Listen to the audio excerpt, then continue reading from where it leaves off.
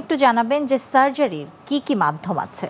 Surgery আমরা সাধারণত ইন্ডিকেশনটা দেখি যখন আমরা দেখি যে কোনো ধরনের ফিজিওথেরাপি বা ইন্টারভেনশন বা আমরা যেটা মেডিকেশন দিয়ে থাকি এগুলো কাজ করতেছে না, বারবার ফেল করতেছে, তখন আমরা সার্জারিতে চলে যাই।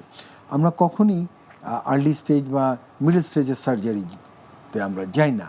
তাহলে আমাদের যখন আমরা দেখি যে গ্যাপটা বা আমার আর্টিকুলার স্পেসটা একদম কমে আসে এবং সিমটমও তার পেইন বেড়ে যায় এবং সে হাঁটতে পারতেছে না বা তীব্র ব্যথা অনুভব করে, তখন আমরা সার্জারির ডিসিশনটা নেই। তবে সার্জারি আমরা সাধারণত করি ইন্ডিকেশন দেখে এবং তার যখন প্রয়োজন পড়ে তখনই আমরা দিই। তাছাড়াও আমরা সার্জারিকে তার মেডিকেল অপশনগুলো আমরা দেখি, তার হাইপারটেনশনটা আছে কি না, তার কিডনি সমস্যা আছে কি না, তার হার্টের সমস্যা আছে কি না, তার লাংসে কোনো সমস্যা আছে কি না বা লিভার সমস্যা, এগুলো কোমরবিডিটি অ্যানালাইসিস করে তাকে আমরা ফিট করি।